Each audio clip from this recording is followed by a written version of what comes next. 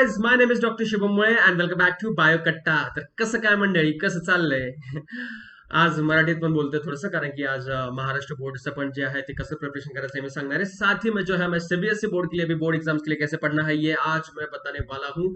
I know मेरे बहुत से स्टूडेंट जो है इस वीडियो के लिए वेट कर रहे थे. मैंने उनको बोला था कि मैं जल्द से जल्द ये वीडियो लाऊंगा, लेकिन काम में अटक गया थोड़ा बहुत, इसीलिए जो है मैं ये वीडियो जल्दी ला नहीं पाया. लेकिन सबर का फल जो है वो मीठा होता है, इसीलिए जो है अभी आप देखोगे तो कंप्लीट स्ट्रेटेजी, कैसे पढ़ना है, कैसे पढ़ाई करनी है, क्या पढ़ना है क्या नहीं पढ़ना है, ये पूरा कंप्लीट पैकेज आपको फिजिक्स केमिस्ट्री और बायोलॉजी का आपको मैं आप बताने वाला हूँ.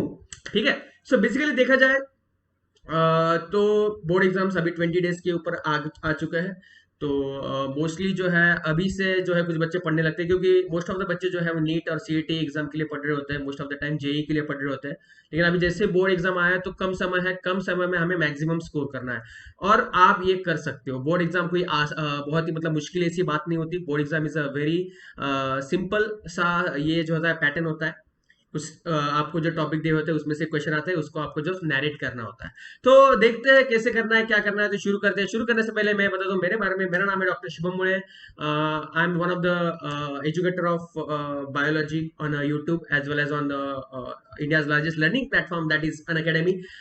देखा जाए तो ये मेरे बारे में इंफॉर्मेशन, मेरे बारे में ज्यादा नहीं बोलूंगा मैं. ठीक है, क्योंकि वीडियो इंपॉर्टेंट है. आगे बढ़ते हैं. ठीक है. तो आपको अगर मेरे लिए मेरे से नीट यूजी के लिए बायोलॉजी पढ़ना है फ्री ऑफ कॉस्ट, तो मुझे आप अनअकैडमी में फॉलो कर सकते हो. नीचे डिस्क्रिप्शन में मैंने लिंक दी है.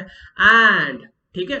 और मेरा टेलीग्राम चैनल भी है, तो टेलीग्राम चैनल भी आप ज्वाइन कर सकते हो. नीचे डिस्क्रिप्शन में लिंक दी है, या फिर आप सर्च कर लो डॉक्टर शुभम मुळे, सर्च कर लोगे तो आ जाएगा. चैनल ज्वाइन कर लो, आपको सब जो है वो इन्फॉर्मेशन मिल जाएगी. शुरू करें. अल्टीमेट प्लान देखो. सबसे पहली बात, ठीक है, बोर्ड पैटर्न के लिए तुम्हारे पास जो है वो क्या होना चाहिए, एक राइट माइंडसेट होना चाहिए. ठीक है, एक राइट माइंडसेट मतलब क्या, कि डरना नहीं है भैया. ठीक है, डरना नहीं है. तुमको मालूम है तुम्हारे पास सामने इतना इतना सिलेबस है. ठीक है, एक तो डिलेटेड सिलेबस है. ठीक है, पूरा बुक भी नहीं पढ़ना है. ठीक है, तो तुमको पूरा पूरा मतलब तुम्हारे सामने क्लियर होना चाहिए कि भाई हमको ज्यादा नहीं पढ़ना है, हमको थरोली नहीं पढ़ना है. हमको जो है क्या करना है, बस इतना इतना दिया है, ये डिलेटेड सिलेबस है, ये बिल्कुल भी नहीं पढ़ना है. जो आने वाला है वही पढ़ना है, और उस माइंडसेट से आगे बढ़ना है. ज्यादा टेंशन नहीं लेना है कि मैं कैसे करूंगा, क्या करूंगा, मैं कर पाऊंगा या नहीं. ये सब बातें जो है वो नहीं करनी. सिंपली जो है वो पढ़ाई स्टार्ट कर देनी है. ठीक है. तो ये पूरा लास्ट मंथ का प्रिपरेशन कैसे करना है, क्या करना है, मैं सब्जेक्ट वाइज आपको बताने वाला हूँ. साथ में मैं बायोलॉजी का और 2 वीडियोस लाऊंगा. एक में जो है आपको मैं क्या पढ़ना है क्या नहीं उसमें बताऊंगा, और एक इंपॉर्टेंट क्वेश्चंस जो मैं प्रिडिक्ट करने वाला हूँ कि महाराष्ट्र बोर्ड में आ सकते हैं रिलेटेड सिलेबस के अकॉर्डिंगली, तो उसका भी एक वीडियो जो है वो आ जाएगा. और आज के इस वीडियो में मैं सब्जेक्ट वाइज जो है प्लानिंग आपको बताने वाला हूँ. तो आपको क्या करना है, स्टडी स्मार्टली करना है. ठीक है, स्मार्ट स्टडी करना है, हार्ड वर्क नहीं करना है. जैसे कि मैंने बताया डिलेटेड सिलेबस, ये इंपॉर्टेंट क्वेश्चंस होते हैं जो मैं बताऊंगा वो करो. ठीक है, बायोलॉजी के. और आपके जो फिजिक्स केमिस्ट्री के टीचर होंगे उनसे आप जो है इंपॉर्टेंट क्वेश्चन पूछ सकते हो, या फिर बोर्ड ने जो क्वेश्चन बैंक प्रोवाइड किए है उसके अकॉर्डिंगली आप स्टडी करोगे तो आपको आ जाएगा. अब उसमें भी आप क्या कर सकते हो, आपके पास एक चारा होता है कि भैया जो रिलेटेड सिलेबस है वो क्वेश्चन बाद में वो क्वेश्चन जो है वो बाद में निकालो. लास्ट 10 ईयर के क्वेश्चन पेपर देखो, जो अभी सिलेबस में है वही क्वेश्चन जो है तुम करके जाओ. तुमको 70% 60% जो है वही उसी टाइप के क्वेश्चन आएंगे, नहीं तो वही क्वेश्चन जो है तुमको देखने को मिलेंगे. Follow ideal answer pattern. अभी ये क्या होता है भैया, ये क्या झंझट है. देखो, कोई भी आंसर लिखने से पहले उसको एक लिखने का तरीका होता है. मोस्टली बच्चे क्या करते हैं कि ओवरऑल जो है वो पढ़ते रहते हैं. ठीक है, मतलब नीट के लिए सीईटी के लिए एमसीक्यू की प्रैक्टिस करते रहते हैं. फिर एट द एंड क्या हो जाता है, उनको लिखने की प्रैक्टिस नहीं रहती. ठीक है, उनको लिखने की प्रैक्टिस जो है वो नहीं रहती. तो अभी उसके कारण क्या हो जाता है, उनको जो है लिखने की प्रैक्टिस नहीं रहती, तो कैसे भी आंसर करते हैं, प्रॉपरली आंसर नहीं करते, लिख नहीं पाते हैं. उनको मालूम होता है कि इसका आंसर ये है, लेकिन उनको रिप्रेजेंटेशन नहीं आता है. Board exam is all about तुम अपने आंसर को रिप्रेजेंट कैसे करते हो. ठीक है, क्योंकि उनके जो एग्जामिनर होते हैं उनके पास भी इतना समय नहीं होता है कि वो तुम्हारा सारा लाइन टू लाइन आंसर पढ़े. कोई भी तुम्हारा लाइन टू लाइन आंसर नहीं पढ़ता. ये बात अपने दिमाग में जो है वो रखो. सबसे पहली बात, तुम रिप्रेजेंट कैसे करते हो. अगर सपोज कोई आपको डिस्क्राइब वाला क्वेश्चन आया है, तो डिस्क्राइब वाला क्वेश्चन में तुम पूरा मतलब ऐसे नहीं लिखना है. ठीक है, निबंध नहीं लिखना है. निबंध नहीं लिहायचा असं line to line line to line line to line, माझं नाव हे, मी हे, ये ऐसा ब्ला ब्ला नहीं करना है. रिप्रेजेंट करो. ट्री डायग्राम निकालो. ठीक है, ट्री डायग्राम निकालो, अच्छे से रिप्रेजेंट करो. ठीक है, जितना इजी तुम एग्जामिनर के लिए करोगे लिखना, ठीक है, मतलब उसको चेक करना, उसके लिए ऐसा थाली सजा के दोगे ना, तो मतलब तुमको भी अच्छा लगता है ना, कोई तुमको ऐसा हाथ में थाली सजा के देता कि ये लिखा गुलाब जामुन खा, पेड़े खा, फलाना ढिमकाना खा, ठीक है, ऐसा सजा के एकदम ब्यूटीफुल दिखता है, तुम उसका स्नैपचैट पे फोटो लेते हो, डालते हो, स्टोरीज पे डालते हो।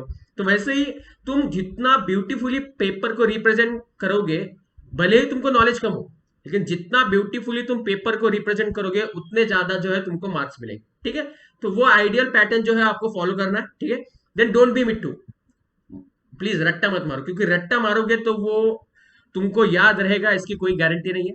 सोच समझ के पढ़ाई करो, समझ के पढ़ाई करो, जितना समझ के पढ़ाई करोगे उतना जो है तुम लिख पाओगे, ठीक है। क्योंकि कुछ मतलब ऐसा कुछ ये नहीं लिखना है तुमको रट्टा मार मार के, रट्टा मार मार के यही आंसर आना चाहिए, अब कोई चीज को आप समझते हो तो आप अपने मन से आंसर लिख सकते हो और उसको मार्क्स मिलते हैं, ठीक है। जो बुक की लैंग्वेज है वही लिखना इंपॉर्टेंट नहीं होता है, तो वो माइंडसेट अपने दिमाग से हटा दो कि वही वही लिखना है जो बोर्ड में लिखा है, जो बोर्ड के बुक में है वैसी के वैसी लाइन लिखे वैसे लिखना नहीं। तो जो तुमको समझ में आया है वैसा लिखो, रिप्रेजेंट करो, तुमको जो है वो मार्क मिल जाएंगे। और जैसे कि मैं कहता हूँ, focus on deleted syllabus only, ठीक है।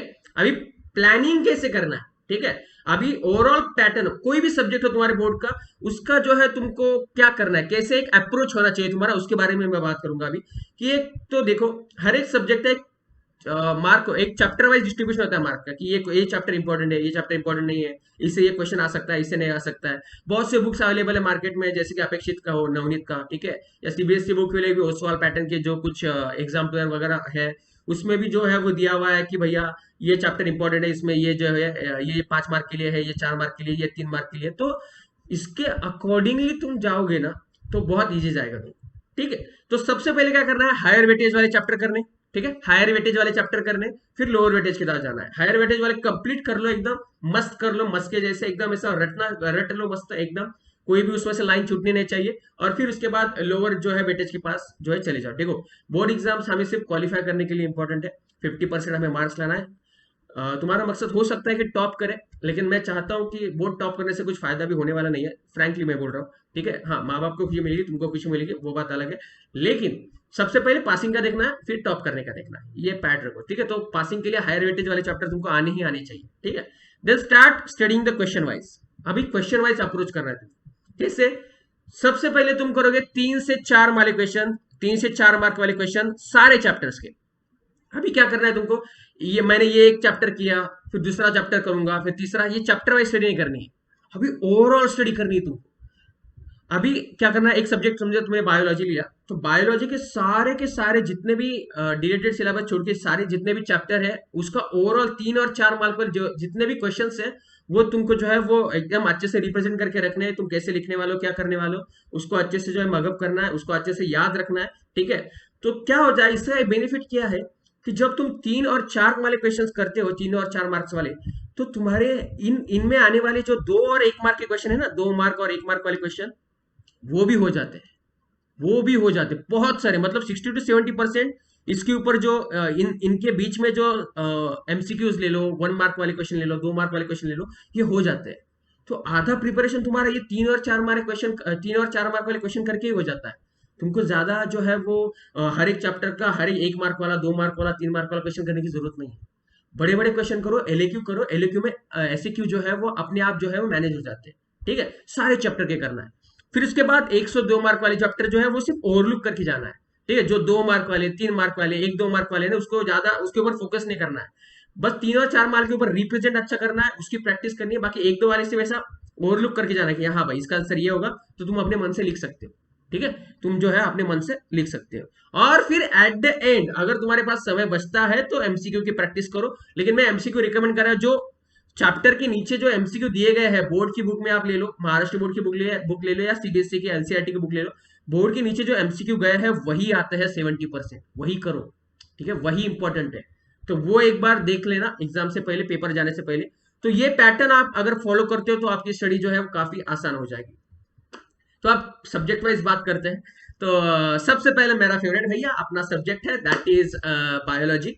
तो देखो, बायोलॉजी के लिए अंडरस्टैंडिंग जो है काफी जरूरी है, कि बहुत ही वास्ट सब्जेक्ट है, थ्योरी सब्जेक्ट है, याद रखने के लिए बहुत कुछ है, इसीलिए जो है इसकी अंडरस्टैंडिंग जो है काफी इंपॉर्टेंट है, तो इसलिए समझो, ठीक है, जो सिलेबस में है, जो टॉपिक है, जो रिलेटेड नहीं है, उसको अच्छे से समझ लो पहले। ठीक है, उसके बाद you should practice diagram. Biology is all about diagrams.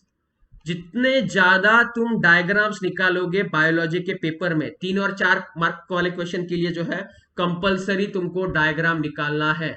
ठीक है, 3 और 4 मार्क वाले क्वेश्चन के लिए कंपलसरी डायग्राम निकालना है।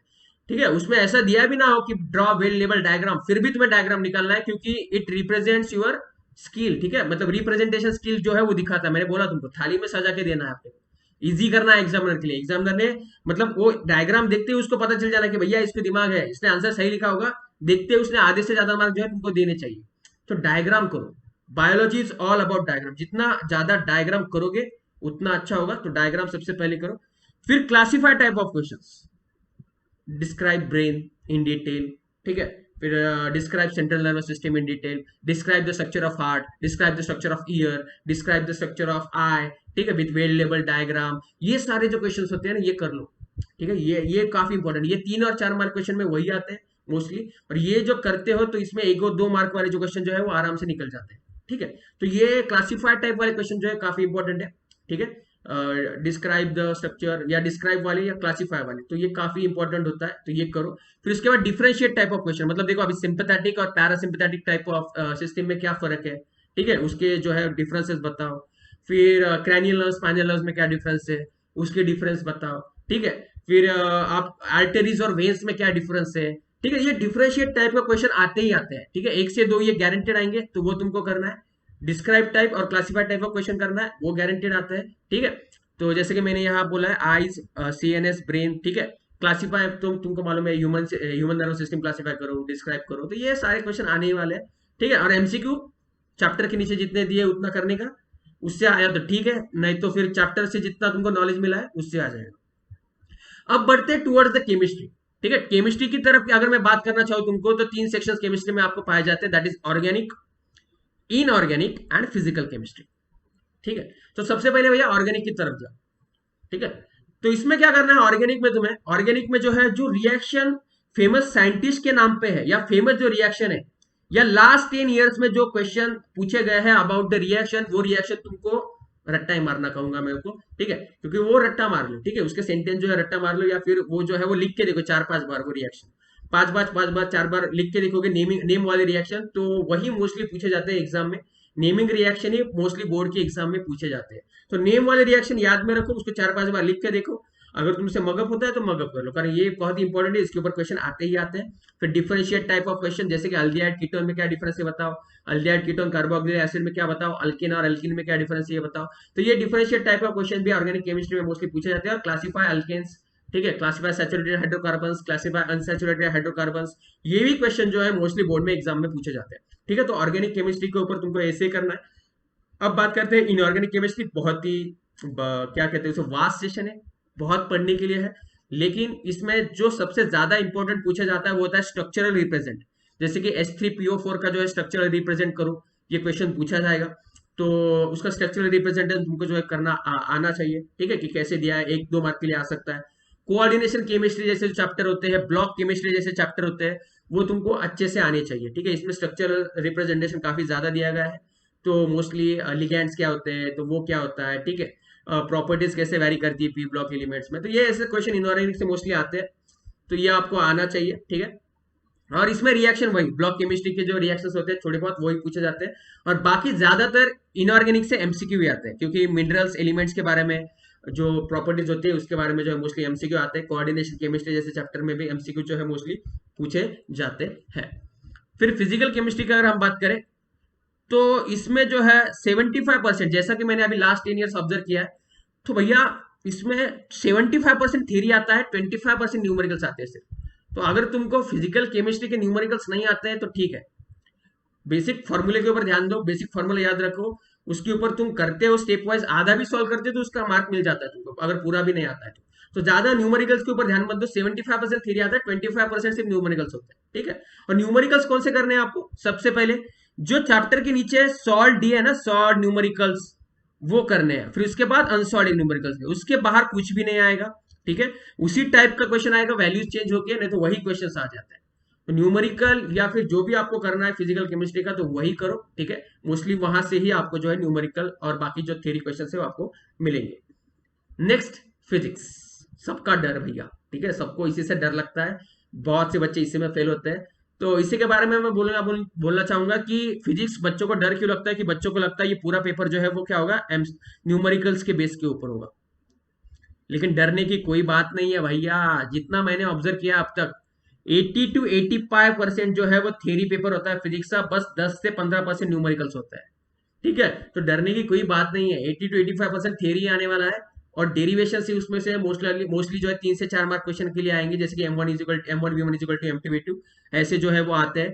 तो लास्ट 10 ईयर्स में देखो डिलेटेड सिलेबस चेक करके कि कौन से डेरिवेशन सबसे ज्यादा पूछे गए हैं, उसकी प्रैक्टिस करो, उसके सेंटेंस याद में रखो, उसके स्टेप्स याद में रखो, ठीक है। 5 5 बार उसको लिख के देखो और उसकी प्रैक्टिस करो, वही आएगा, वही आएगा। कोई भी आउट ऑफ द वे तुमको पूछा नहीं जाएगा। लास्ट 10 ईयर्स में रिलेटेड सिलेबस छोड़ के जो है वो करो, वही आने वाला है, सिंपल सी बात है।